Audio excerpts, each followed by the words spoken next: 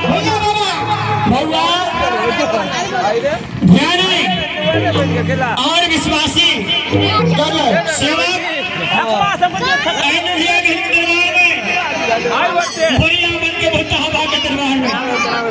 वो सेवा वो ध्यान नहीं हो जे 10 रुपया एक का सुपारी आई गहिर के गहबर में रख मिला बोल मतिया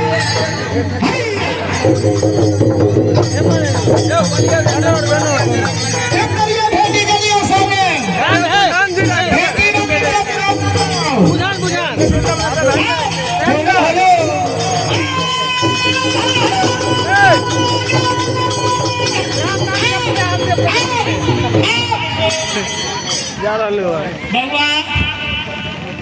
ये जटावा से कि आप काम करे से खाए पे गए हो आप रुपया नहीं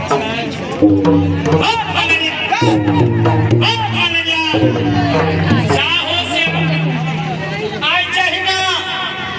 जब हमारा पर विश्वास पूरा जाएगी के जय हो सुना बाबा हो जे हमरा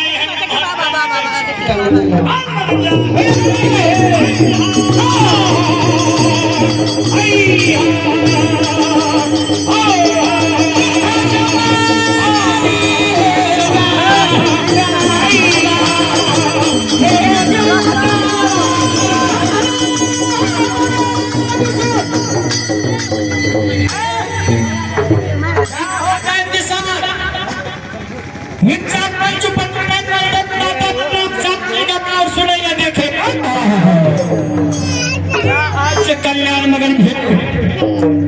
मगर बोले अरे हम जो तोरा दरबार में ढेरी खतबे तो बिना खतल के उधारो हां कन्हैया बाबा है बोले कि देवा अरे जब जहां तक जा अरे काकी